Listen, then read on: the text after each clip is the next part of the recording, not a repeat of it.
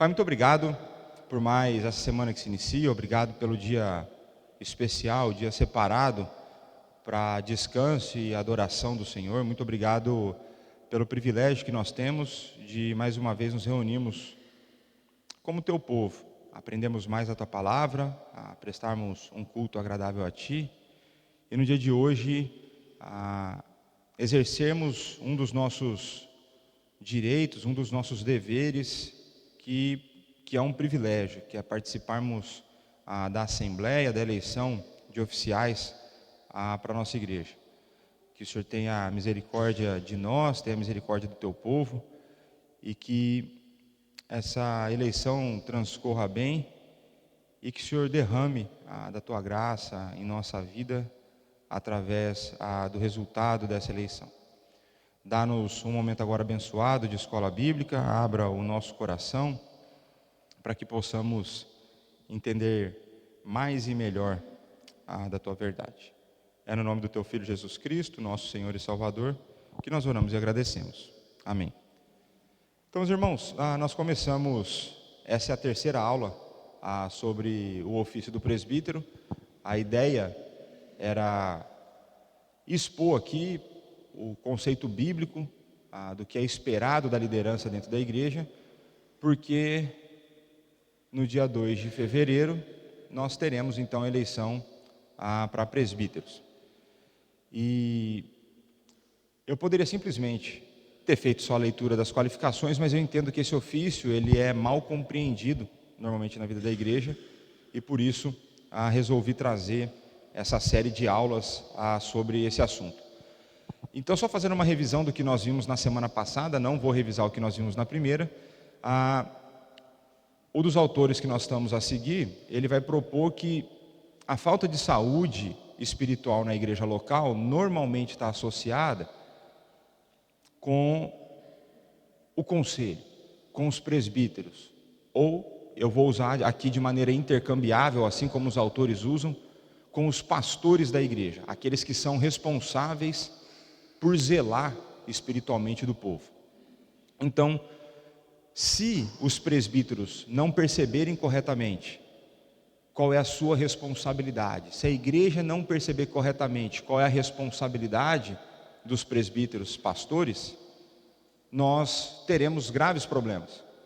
Nós teremos graves problemas porque nós sobrecarregaremos, por exemplo, a figura do pastor titular.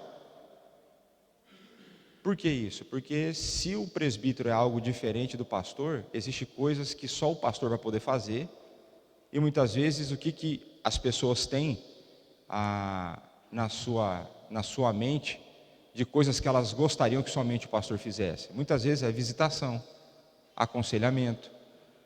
Para algumas pessoas é quase como se o presbítero tivesse a cuidar dela, é quase como se o pastor fosse responsável, é quase como se o pastor não se importasse com ela. E a minha proposta é o contrário. É que se tem um presbítero a tomar conta da vida dela, eu vou argumentar que o pastor ele tem tanta preocupação com ela, que ele é humilde o suficiente para abrir mão de fazer aquilo e confiar a outras pessoas que Deus possa usá-los no cuidado deles. Então o pastoreio não é centrado numa figura só. O único que teria condições de fazer isso, Jesus Cristo. Então, eu posso dizer para vocês, pela pouca experiência que eu tive no Brasil, que muitos pastores não descentralizam isso, porque eles têm medo de perder os votos. Eles têm medo dos presbíteros ganharem força, e se eles tiverem diferença com os presbíteros, aí os presbíteros vão e derrubam ele, porque os presbíteros vão ter o rebanho nas mãos dele. E até o exato momento eu não tenho essa preocupação. Se o conselho quiser me mandar embora, eles mandam embora, desde que no meu coração ficaria tranquilo se o povo estiver sendo bem cuidado.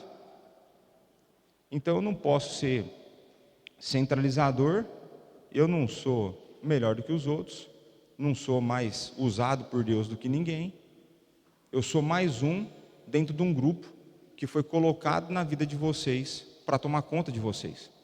Então entendam isso, se você não está sendo atendido pelo pastor, zero estresse. Pastor não é especial, pastor não está mais próximo de Deus, pastor não tem uma linha direta com Deus que os presbíteros não tenham e que você não tenha. O que existe são homens tentando juntos, ombro a ombro, carregar adiante essa difícil tarefa que é cuidar do povo de Deus. Então essa é uma coisa importante. A outra coisa importante que nós vimos na semana passada é que existiu uma mudança na relação do homem com o trabalho. Então a proposta do autor é aquela que saímos de uma cultura em que a agricultura era o foco e passamos para uma cultura onde o trabalho acontece no escritório, onde você manda um e-mail, onde você manda uma mensagem e está tudo resolvido. E isso distanciou as pessoas umas das outras. E qual que é o problema que ele coloca então nessa tese dele? De que nós trouxemos isso para a vida da igreja. E de que maneira que a gente trouxe isso para a vida, dentro da vida da igreja? Em que os presbíteros então agora, não aqui na nossa igreja, mas pensando de maneira geral, eles entendem que eles têm uma função gerencial, em que eles resolvem coisas em reunião, e eles disparam o e-mail, e da hora que ele mandou o e-mail, as coisas têm que acontecer. É meio como se o presbítero perdeu esse negócio de pôr a mão na massa. Essa é a mudança que aconteceu na nossa forma de pensar. E ele vai argumentar então que a gente precisa tomar cuidado para que a forma de pensar de lá de fora não entre na vida da igreja, com que a gente não seja dominado por uma forma de gestão que funciona no mundo corporativo, mas que nada tem a ver com o evangelho. São duas coisas que a gente tem que considerar. E nós vimos então que existem termos usados ao longo das escrituras, que eles são termos intercambiáveis. Então nós temos presbíteros, vou falar aqui as palavras em grego, né? Presbíteros, episcopos e poimen. Ou seja, nós temos presbíteros, a gente traduziu no português como presbítero. Aí tem a figura do presbítero ancião. Aí você tem o poimen, que é o pastor. E você tem o episcopo, que é o supervisor, ou bispo. E que essas três palavras, elas são usadas para dar ênfases diferentes no mesmo ofício. Então, isso é uma coisa importante para nós. E nós vimos que, além disso, os presbíteros, eles são aqueles que lideram o povo de Deus. E nós veremos que eles têm que liderar pelo exemplo, não pela posição não pela sua função, e não pela imposição daquilo que ele foi eleito para fazer. Mas ele vai ter que, então, usar o exemplo para isso, e que, em última instância, em todo o tempo, o presbítero é um mordomo. Ele é um mordomo. Ele existe, essa figura existe para que ela sirva a vida da igreja. O presbítero não está aqui para ser servido, o pastor está aqui para servi-los. É essa a ideia. E aí nós terminamos nesse slide. Eu li correndo, esse e o próximo, passando qual que é a visão da nossa denominação, a partir do ensinamento bíblico, como que ela resumiu quais são as responsabilidades do presbítero. Aí na letra A está o quê? Vigiar o rebanho para que não seja contaminado de forma alguma. Então João Calvino vai falar que o pastor, o presbítero, ele tem que ter duas vozes. Uma para trazer para perto a ovelha e outra para afastar o lobo. Então parte da responsabilidade do conselho é cuidar do povo de Deus para que ele não seja contaminado. Ele não seja contaminado com que tipo de coisa vocês acham? Como? Não seja contaminado com falsos ensinos teológicos. Não seja contaminado com heresia. O que mais que a gente pode ter contaminação? Como? A gente pode ser contaminado por tradições não bíblicas. Verdade? O que mais? Pelo pecado.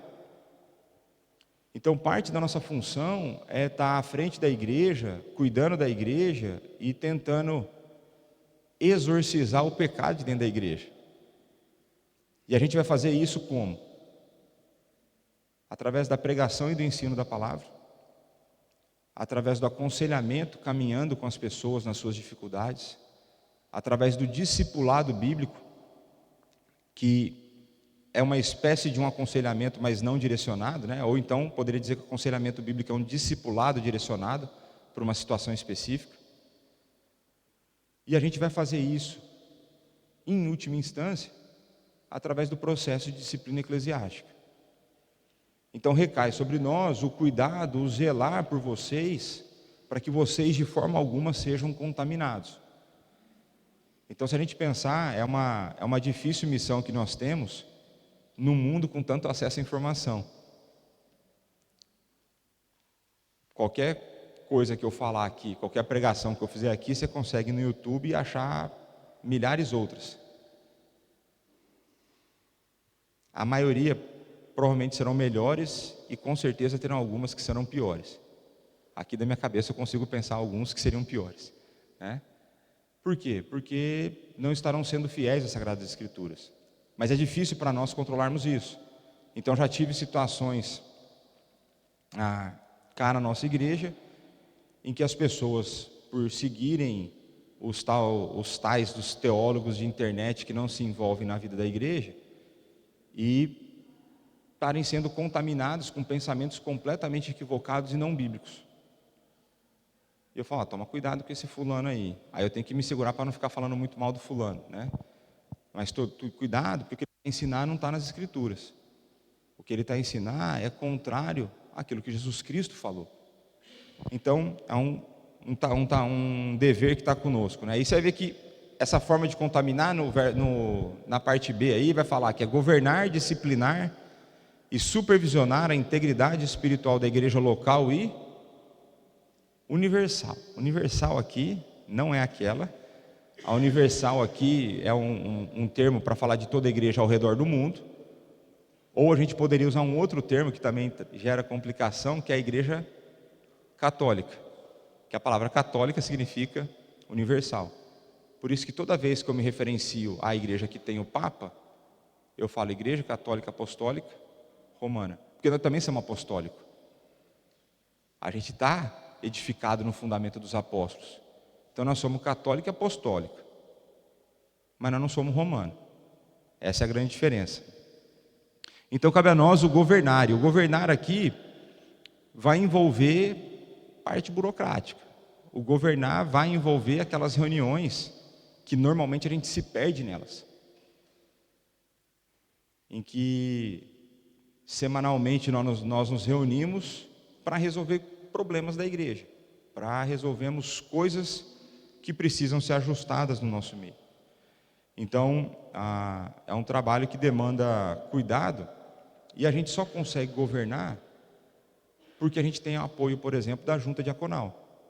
Porque parte do nosso governo, parte da maneira como a gente administra as coisas, passa pela junta diaconal estar atenta e nos auxiliar nas demandas da igreja. Então, são coisas importantes. C, visitar os membros da igreja em suas casas, especialmente os enfermos e os que estão a passar momentos de crise. E aí, é uma coisa interessante. Por que é interessante isso aí? Porque muitas vezes as pessoas dentro da igreja, elas vão reclamar do pastor e do conselho, porque o conselho vai visitar algumas pessoas e não outras, em ordem cronológica. E normalmente o conselho tem um racional por trás para pôr uma ordem na qual ele quer visitar as pessoas.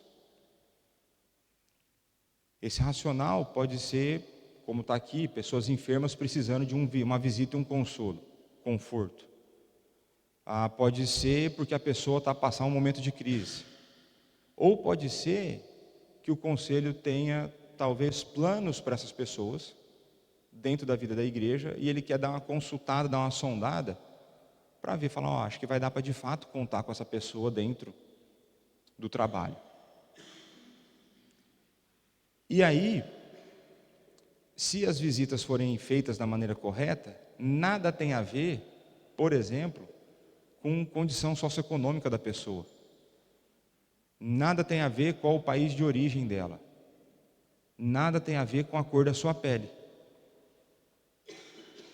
Então, uma coisa que a gente tem se esforçado aqui nas Pedras Vivas é para nós montarmos um processo onde a gente olha para o hall de membros, ou então para os visitantes que estão a chegar e a ficar conosco, algumas pessoas que a gente deveria dar prioridade. Só que dentro desse processo acontece uma outra coisa: nós somos convidados para visitar pessoas. Tudo isso para dizer que nós temos tentado aqui evitar favoritismo. Simples assim. Então, se você não foi visitado pelo pastor, pelo conselho, enfim, não é nada com você. Se você quiser ser visitado por nós, nos procure. A gente vai ter a maior alegria de visitar. E se você tem resistência em receber a visita, abre o seu coração, deixa a gente visitá-lo. Nós queremos conhecê-lo melhor. Se eu não conhecer vocês mais intimamente, de que maneira, por exemplo, eu vou conseguir fazer aplicações para a pregação? Se eu não souber quais são os sofrimentos, os dilemas que você tem no seu trabalho, por exemplo, como eu vou pegar o ensinamento bíblico e colocar numa situação real da vida? Então, isso é parte do nosso trabalho, né? Então, abra sua casa para o conselho. Não precisa nos oferecer comida, não precisa oferecer nada. Um copo d'água, talvez. Não se sinta pressionado. A gente não está querendo uma grande recepção. A gente não quer um grande banquete. A gente quer você. A gente quer te conhecer. Esse o nosso objetivo. Então não fique pressionado por conta disso, porque o nosso objetivo é te abençoar. O D, né? Instruir o ignorante e o duvidoso, velando pelas crianças da igreja. Então parte da função do conselho é o quê? Cuidar do ignorante e duvidoso. O ignorante aqui não é a maneira pejorativa como nós usamos no Brasil, eu não sei como se usa cá em Portugal, se usa só o significado mais do dicionário, né? Que é a ideia daquele que não conhece. Então a ideia do ignorante é aquele que não conhece algo. E parte da função do conselho, então, é instruir. É fazer com que essa pessoa, é contribuir com que essa pessoa deixe de ser ignorante e passe a conhecer alguma coisa. E passe a ter entendimento bíblico da vida. Essa é a questão. E o duvidoso, né? Mas o duvidoso, a gente não tem problema com isso. A gente não tem pessoa com dúvida na nossa igreja. Nós temos pessoa com um monte de resposta. Agora, a dúvida, nós não temos nenhuma, né? Não vou dar nomes. Estou me segurando aqui. E nós temos que velar pelas crianças da igreja. E aqui uma das formas que nós escolhemos velar pelas crianças da igreja foi montar a estrutura de escola bíblica para as crianças. Que tem muito a melhorar? Tem. Tem muito para avançar? Tem. Mas a gente já começou. E estamos lá, né, instruindo, tirando dúvidas e velando por elas. Olha lá, orar sem cessar pelas pessoas da igreja e orar com elas, né? Então, ser tranquilo, parte da nossa função você está precisando de alguma coisa, você está com alguma dúvida, a gente atende. Está querendo oração? Vamos orar contigo. Tanto é que nós temos aqui, normalmente após o culto, toda semana. Eu estou no ponto de oração. O que nós temos aqui toda semana? Vamos ver se estão prestando atenção no aviso. Me ajuda aí. Tem um presbítero ou um diácono de plantão que vai orar por você, caso você venha compartilhar com ele alguma necessidade. E veja, não precisa ser só necessidade, você pode vir com um motivo de gratidão. Algo que nós estamos orando há algum tempo, ou que você está a orar há um tempo, e você teve uma resposta de oração. Compartilhe a bênção também. Deixa o nosso coração alegre, né? Anima o nosso coração, porque nós vemos que Deus continua a responder orações. Vamos seguir aqui. E essa é difícil, ó. Olha a letra F aí, ó. Estudar e conhecer cada vez mais a palavra de Deus. Não seria todo mundo que deveria fazer isso? Ou não? Sim. Mas cabe ao conselho dar o exemplo disso. Cabe ao conselho demonstrar no convívio com as pessoas conseguirem perceber que ele é alguém que estuda a palavra, que ele é alguém que busca entender como a palavra se relaciona com a vida real, como ela se relaciona com a vida das pessoas. Então recai sobre nós o trabalhar demais e o estudar demais, e o descansar de menos.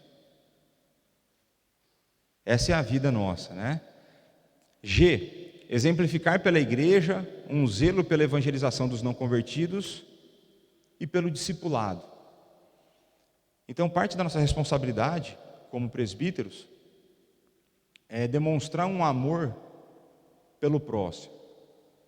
Eu entendo que a melhor forma de demonstrar o amor pelo próximo pode ser dividida em duas categorias: esse próximo sendo perdido ou esse próximo sendo um convertido. Se o próximo for o perdido, qual que é a maior demonstração de amor que eu posso dar para ele?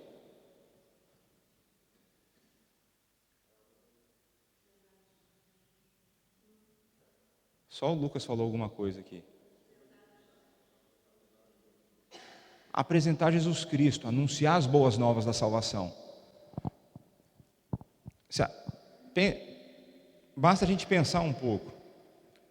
Se nós temos alguém que não se rendeu a Jesus Cristo, qual é o destino eterno dela? Vai ser um inferno que depois será lançado no lago de fogo. Se esse é o destino eterno dela, não existe presente nessa vida que supera as boas novas de salvação. Se você for um instrumento para apresentar Jesus Cristo para uma pessoa, existe demonstração maior do que essa, de amor? Não existe, pô. E o presbítero tem que ser alguém que faz isso. Só que se a pessoa já é convertida, qual é a maior demonstração de amor nossa para com ela? Tem a ver com andar junto? Tem, mas é mais do que isso. Como? Cuidar, orar, o que mais? É auxiliar a pessoa a ser mais parecida com Cristo. Então a maior forma da gente demonstrar amor para uma pessoa é ajudá-la na caminhada de crescimento espiritual. E o nome disso que a gente dá? Discipulado. E o discipulado não precisa ser um programa, uma estrutura dentro da vida da igreja. Nós temos grupos que a gente faz discipulado. Mas o discipulado no nosso dia a dia seriam amizades intencionais nas quais nós temos um relacionamento profundo com as pessoas, ao ponto de nós conversarmos coisas que vão além das circunstâncias dessa terra. Nós vamos conversar coisa além da esfera terrena. Nós falaremos de coisas que são concernentes à vida por vir. Nós estaremos preocupados com a saúde espiritual do nosso próximo. Isso é discipulado. E quem que tem que demonstrar isso como exemplo? O presbítero, e na vida real todo mundo. Então é esperado de nós que nós caminhemos com pessoas. Então, de uma certa forma, eu caminho com os presbíteros. A gente tem tentado manter um ritmo aí semanal de discipulado. Só que nós também caminhamos, cada um com outras pessoas. Nós temos as nossas esposas, os filhos e o povo da igreja.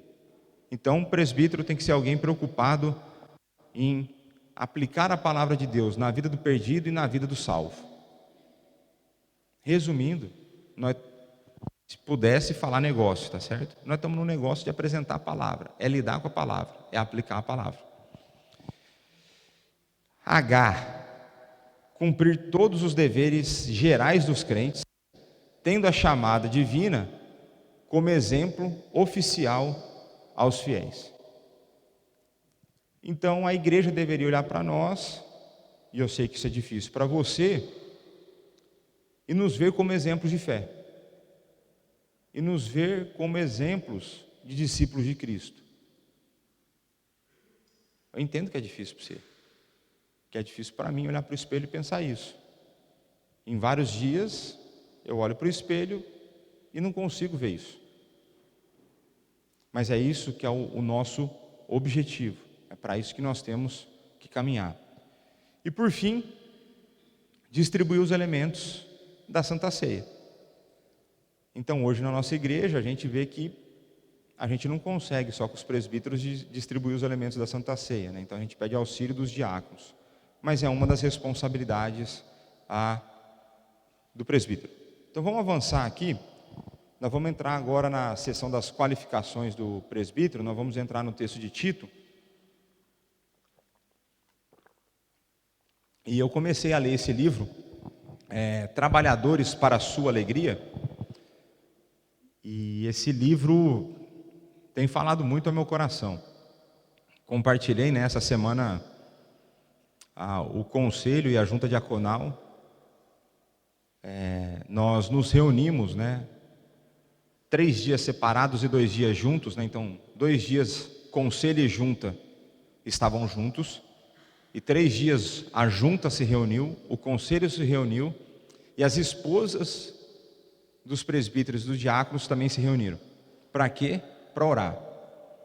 Então de segunda a sexta nós nos encontramos para nos colocar diante de Deus, buscando sabedoria, buscando ânimo, buscando orar pela igreja para que Deus derrame da sua graça sobre o povo,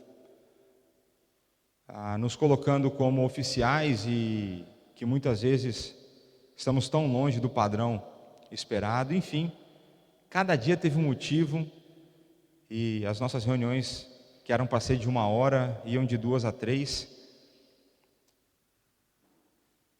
E esse livro teve um papel nessa semana para mim, porque a defesa que ele vai fazer é que uma das funções do trabalho do presbítero é fazer com que vocês sejam felizes. Mas felizes, por isso que ele fala trabalhadores para a sua alegria, mas alegres e felizes no conceito bíblico do negócio. Então às vezes, para você ser feliz, você não sabe, mas você precisa de confronto. Às vezes para você ser feliz, você sabe, você precisa de conforto. Mas então a nossa responsabilidade é trabalhar para a sua alegria. E esse rapaz aí, pelo que eu entendi, ele tem mais ou menos a minha idade, só que a vida foi mais dura com ele, pelo menos eu gosto de acreditar nisso,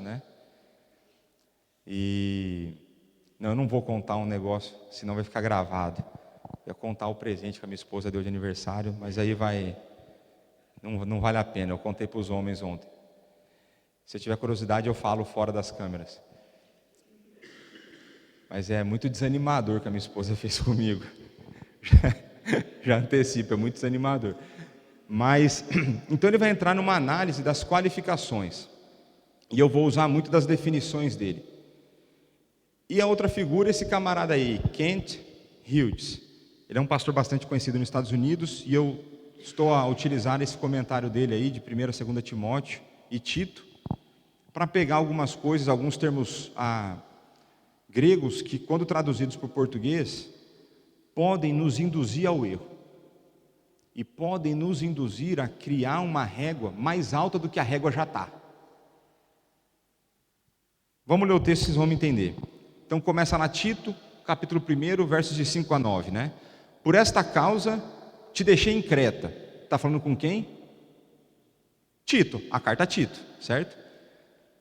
Para que pusesses em ordem as coisas restantes. Bem como, e como que está incluído em botar em ordem as coisas? Bem como em cada cidade constituísses presbíteros. Plural, não é singular. Portanto, o pastoreio da igreja não deve ser individual. Aí ele vai falar, conforme te prescrevi. Então, como que eu te prescrevi que seriam os presbíteros? Alguém que seja irrepreensível, marido de uma só mulher, que tenha filhos crentes que não são acusados de dissolução, nem são insubordinados, porque é indispensável que o bispo, peraí, mas é bispo ou é presbítero? É a mesma coisa. O bispo seja irrepreensível, como o quê? Como dispenseiro de Deus, não arrogante, não irascível, não dado ao vinho, nem violento, nem cobiçoso de torpe ganância. Antes, se já estava difícil, agora complicou. Antes, hospitaleiro, amigo do bem, sóbrio, justo, piedoso, que tenha domínio de si, apegado à palavra fiel, que é segundo a doutrina. Quem acha que doutrina não faz parte da vida da igreja, está aí. Quem tem preconceito com doutrina, está aí. De modo que tenha poder tanto para exortar pelo reto ensino, como para convencer os que o contradizem. Então é muito comum a pessoa chegar em mim e falar, não, pastor, eu penso diferente do você. Tá bom, quais são os seus argumentos? Não, é assim que eu creio, não consigo crer do jeito que você crê. Falei, tá bom, mas me dá um argumento pelo menos, porque eu te apresentei aqui alguns. Vamos conversar, para a gente chegar num racional. Agora, quando a gente olha essas qualificações, é pesado ou não é pesado? É pesado. A gente consegue ter todas essas qualificações? Mas eu acredito que uma coisa que precisa existir na vida do candidato e na vida do presbítero é o desejo e a luta para que isso seja verdade na vida dele. Eu já falei para vocês aqui várias vezes, eu sou um cara irado. A minha luta constante, uma das minhas lutas constantes é contra a minha ira. Então fala aqui no texto que o presbítero não pode ser o quê? Irascível. Aí é a ver com ira. Não, uma luta constante minha, estou falando de um dos meus pecados para vocês. Cachaceiro eu não sou. Mas é uma preocupação para a gente, na hora que a gente vai analisar a vida da pessoa, analisar a vida do candidato. E hoje eu vou ler novamente para vocês na Assembleia as qualificações do diácono. Ainda que eles não tenham todas, olhe para a vida deles e veja se eles têm o desejo de. Veja se você vê na vida dele um esforço contra o pecado, uma luta contínua. Ele fala sobre isso, ele se envergonha de quando ele comete pecado. E são sinais de um coração transformado. Aí vamos começar com a primeira palavra, irrepreensível. O que vem na mente de vocês quando fala irrepreensível? A Júlia falou Lucas. Não, mentira. O que vem na mente irrepreensível? Jesus Cristo, Lucas falou, o que mais? Não tem nada contra. Seria a ideia de não tem nenhum erro. Não parece que é essa ideia? Então quem pode ser eleito presbítero? Ninguém. Será que é isso que a palavra quer dizer? E aí eu vou ter que trazer para vocês aqui uma explicação que é o seguinte, presta atenção. Tá bom para ler? Tá ruim? Tá pequeno? O Roberto não consegue ler lá, consegue? Não, ele não consegue ler nem o título do slide, ele não consegue ler lá do fundo. Está escrito assim, o termo grego é uma palavra técnica que significa não imputável com alguma ofensa. Uma pessoa irrepreensível no uso de Paulo, e isso é uma coisa importante, que quando a gente vai olhar para o texto bíblico, os autores usam a mesma palavra com sentidos diferentes. E Paulo usa muitas vezes a palavra mundo como o sistema que funciona lá fora que se opõe ao Evangelho.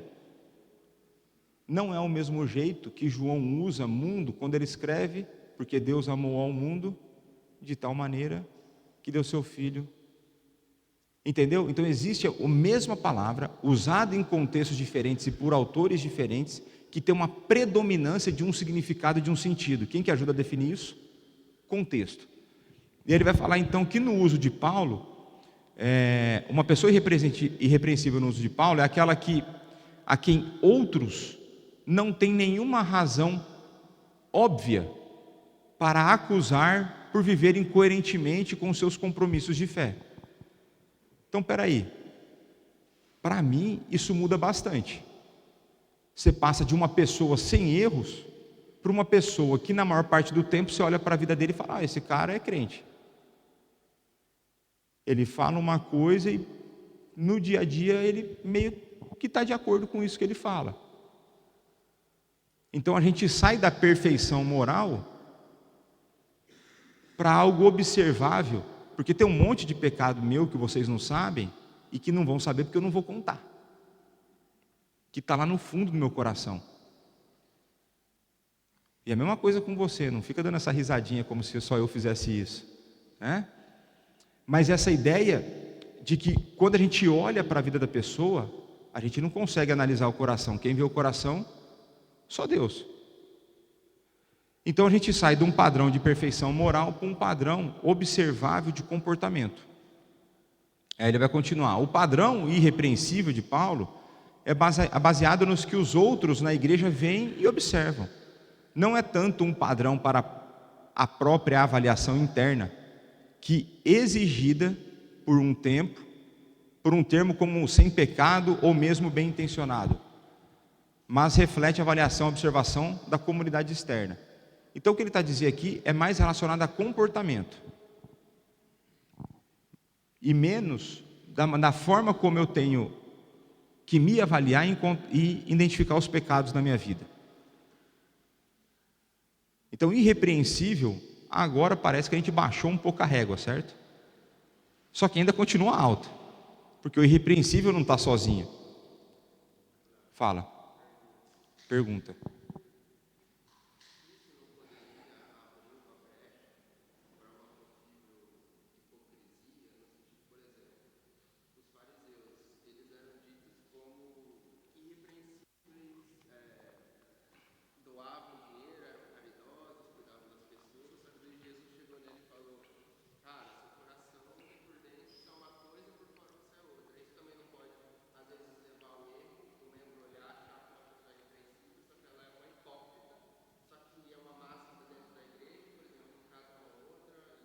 Tá, então vamos lá. Aí eu vou devolver com perguntas. Quem de nós não é hipócrita?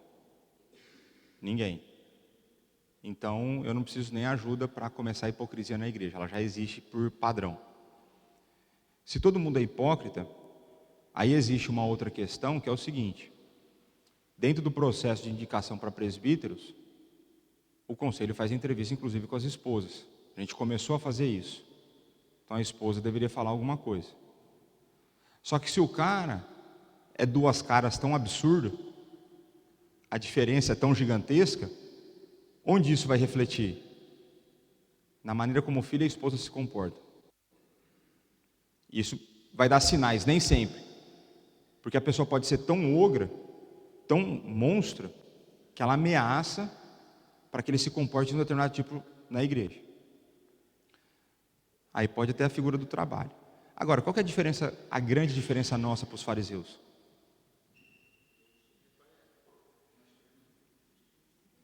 A diferença nossa para eles é Cristo. Então a diferença nossa para eles não está em nós, veio de fora. E aí ele que manda o Espírito. Então, uma das grandes lutas da vida cristã é a gente fazer com que a hipocrisia na nossa vida seja cada vez menor. Não diminuindo o nosso discurso, mas melhorando a nossa vida. Melhorando a maneira como a gente entende a palavra e se comporta. A maneira como a gente se relaciona com Deus, né? Então, eu acredito que essa é a ferramenta que as pessoas têm para olhar para a vida de alguém e propor: eu vou votar no fulano porque eu vejo no dia a dia ele se comporta de maneira bíblica. Acho que essa é uma questão, né? Respondido? Aí entra outra que é difícil, marido de uma só mulher, né? E muitos de nós, por conta da tradução, nós somos levados a crer que isso fala do quê? Marido de uma só mulher. O que a gente é levado a crer? Que existia um problema de poligamia. Que era marido de uma, não é de várias. E a maneira como a gente olha o texto bíblico, ele fala simplesmente homem de uma mulher. E aí, boa parte dos comentaristas que eu consultei, eles vão argumentar que a poligamia não era um problema na vida da igreja, como a gente imagina que fosse. E aí ele vai falar o seguinte, a declaração literal do apóstolo é que um presbítero deve ser um homem de uma só mulher. A frase literal parece menos preocupada, olha isso aqui, hein, com a história conjugal e mais focada se o homem que está sendo considerado para o cargo é percebido como alguém que vive em honestidade, fidelidade e devoção à sua esposa. Tomando esse conceito de irrepreensibilidade e fidelidade juntos, conforme são apresentados no texto, devemos entender que eles exigem que aqueles que na igreja determinem se a comunidade percebe que um candidato a presbítero está consistentemente vivendo um compromisso fiel com uma mulher. O que isso aqui é importante? Isso aqui é importante porque existe espaço para o perdão naqueles que cometeram falhas no seu casamento, pecados no seu casamento, por exemplo, de adultério. Se uma pessoa adulterou há muito tempo atrás,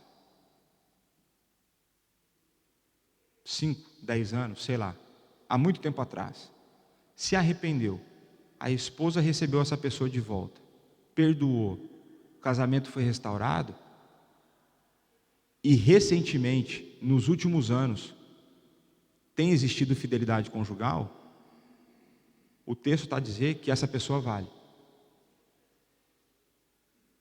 Isso é uma coisa importante.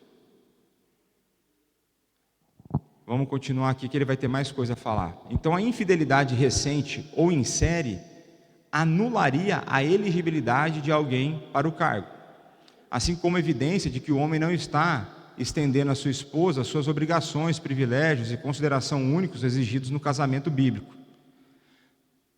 Então é o seguinte, o que anularia a possibilidade de uma pessoa ir para a eleição? Se esse homem tem um histórico de cometer adultério e sempre se arrepender. Entende? Não, eu cometi adultério, mas eu me arrependi. Tá, quantas vezes? 10 vezes. Com 10 pessoas diferentes. Isso é um serial killer. Isso é um adúltero em série, como ele chama aqui. É diferente se o cara cometeu, e veja, não é aliviar, não é falar que não é errado. Mas é diferente da pessoa que adulterou uma vez, entendeu o seu erro, se arrependeu, mudou de vida e agora se dedica para a família e para a esposa. Então isso que ele está querendo dizer aqui com marido de uma só mulher. Mas ele vai dizer que um homem de uma só mulher não está relacionado só com a fidelidade. Está relacionado na maneira como ele se relaciona com ela. Se ele tem exercido as funções dele como marido dentro de casa. Como vai lá na primeira carta de Pedro, que eu expus aqui, né, levando ela em consideração, tendo a vida comum. Eu falei para vocês a ideia de conhecer a esposa, ter intimidade com a esposa e cuidar da sua vida espiritual, ter tempo com a esposa. Não todo o tempo que ela quer, né? Mas ter tempo com a esposa. Porque tem umas esposas que elas reclamam tanto de... Isso aqui é uma coisa interessante, ó. Isso aqui eu queria que vocês me ajudassem a entender. Parece que acontece nos Estados Unidos que existem esposas que reclamam dos maridos, né? Fala lá um monte de coisa, mas não quer dividir o marido com mais ninguém na vida, na face da terra, quer todo o tempo do marido para ela. Então é incoerência. E se reclama tanto, dá um tempo para, né, o marido ficar mais livre, né? Mas brincadeiras à parte, então essa ideia do homem a se dedicar para a esposa, se dedicar. E a gente vai ver que depois vai ter uma classificação só de como se dedicar para os filhos, e aí a gente está a envolver a família toda. Que eu acredito que vai ser com que a gente vai encerrar a aula. Olha a frase: que tenha filhos crentes, que não são acusados de dissolução, nem são o quê? Insubordinados. Qual é o entendimento seu desse trecho? Que tenha filhos crentes, que não são acusados de dissolução, nem são insubordinados. Vou direcionar mais minha pergunta: o que significa ter filhos crentes?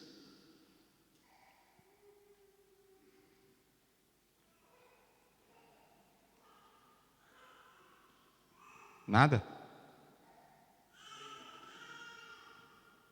Pode.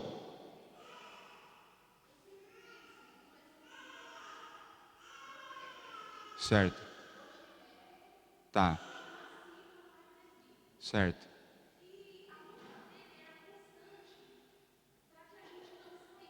Certo.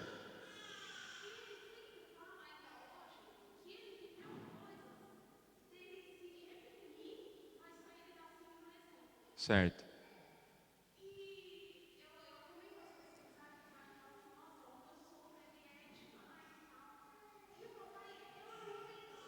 Aham. Tá.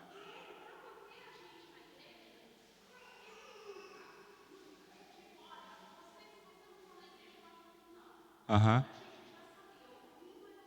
Certo. Certo. Tá.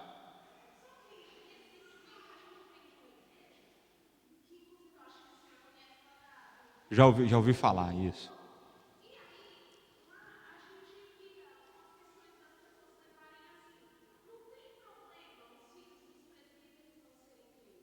Tá.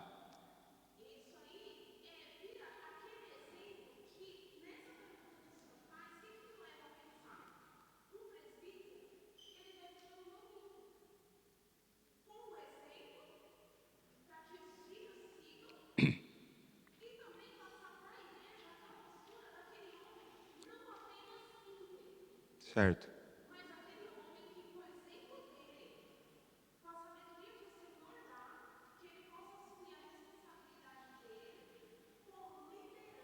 Certo.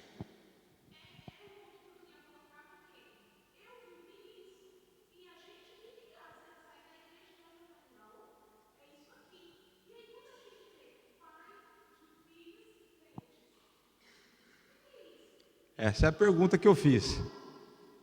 Essa é a pergunta que eu fiz. Aí eu faço uma outra pergunta: qual é a influência ou qual o poder o pai tem no destino final do filho? Que poder tem um pai de mudar o coração de uma criança? Mas que poder que ele tem de mudar o coração?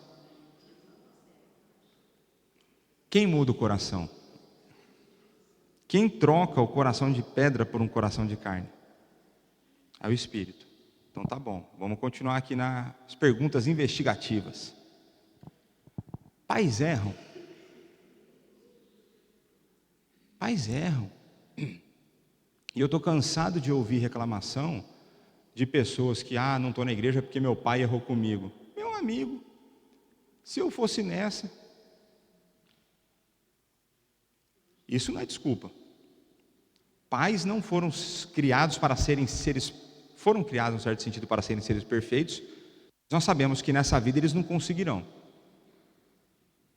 Então, pais erram. Pais erram. E, por exemplo, os pais errando da mesma forma na mesma casa, você tem filhos que respondem de maneira diferente. Aí a pergunta final da investigação: o que deveria acontecer com um pastor ou um presbítero, depois de décadas de ministério, se seu filho abandonar a fé ou não for crente? Então vamos pegar o exemplo da Viviane ali. Então, o pai dela, um presbítero sério, o que ela acabou de contar para nós, nem todos ouviram, mas que o pai dela, quando ele virou presbítero, não tinha filhos.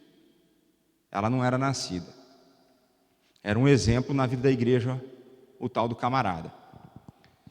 Aí casou, tal, nasceu o filho. E se esse filho abandonasse a fé? O que faz com esse presbítero? Se o texto está falando que tenha filhos crentes e a partir de agora ele não tem filho crente.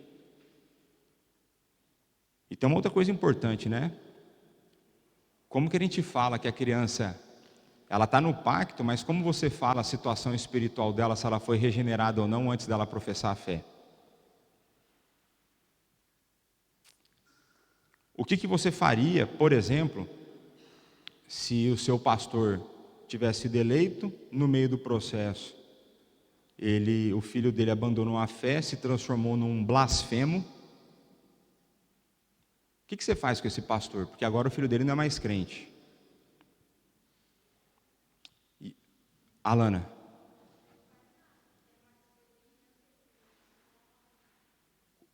Fala de novo.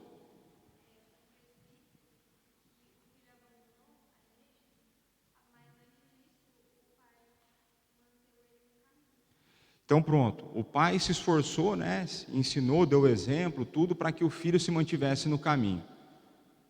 Agora, se o texto fala que eles têm que ter filhos crentes, essa é uma pergunta importante.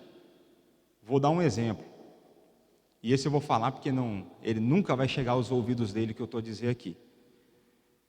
O John Piper. O John Piper é um pastor que vários gostam, mas que na fase adulta, o filho dele não apenas abandonou a fé, como se transformou de um blasfemo absurdo de começar a publicar coisa nas redes. Tanto é que o John Piper tem um programa lá, né, de mandar pergunta para o pastor, e uma pessoa manda uma pergunta para ele sem usar nomes, o que ele deveria fazer, o que um pastor deveria fazer se o pastor não tem filho crentes. E ele fala assim, essa pergunta é para mim,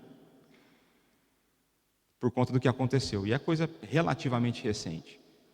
Nós temos pastores brasileiros famosos, e aí esses eu não vou citar o nome, de que parte dos filhos dele não são crentes. Vou dar um outro exemplo, e aqui entendam que eu não estou jogando praga. O Lucas. Não, e veja, eu não estou jogando praga nos filhos dele não, mas ele tem agora 3 filhos. Tem um que está para sair, mas são 3. Já é uma pessoa.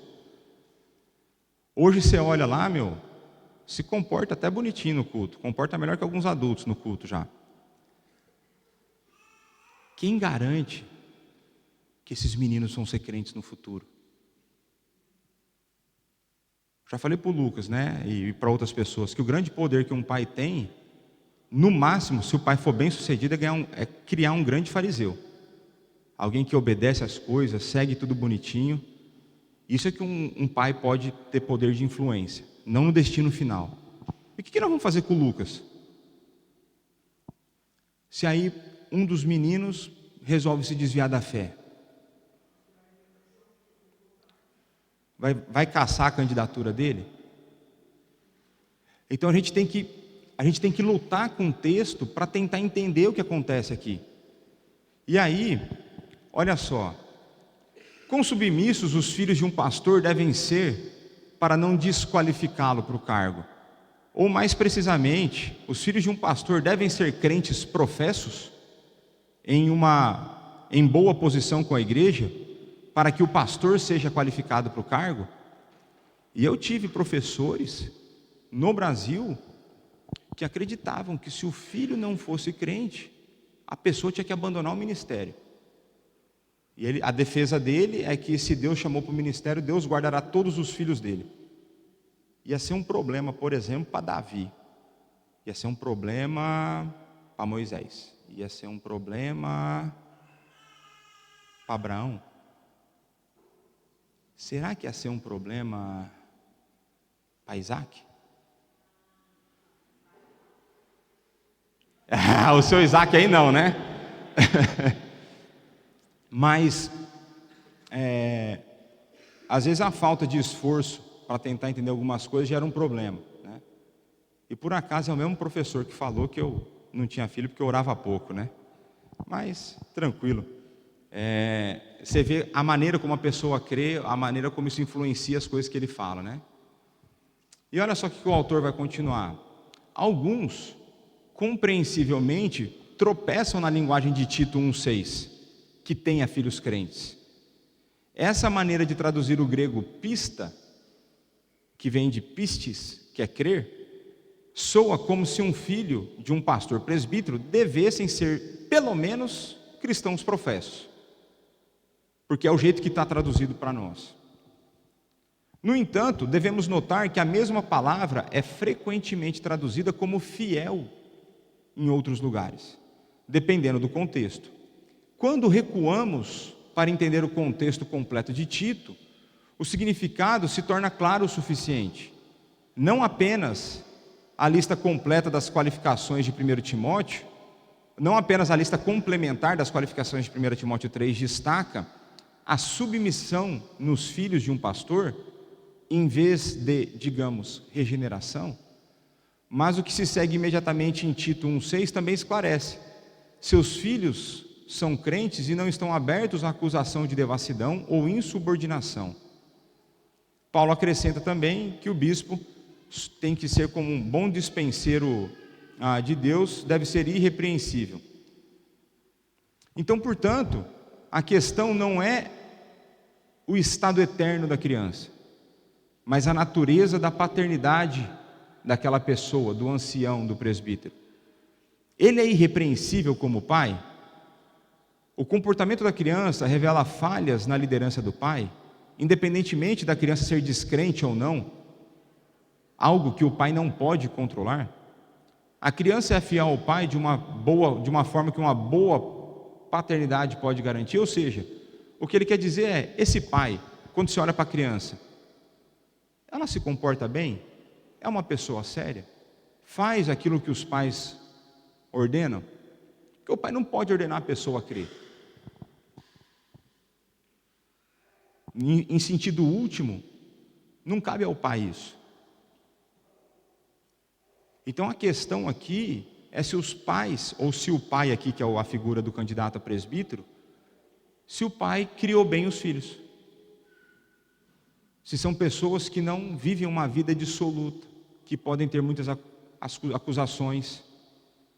Então eu conheço pessoas descrentes que quando você olha para a vida dela, parece melhor do que a minha.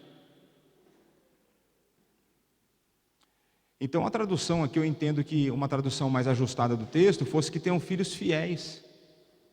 Fiéis aos seus pais, por exemplo, né?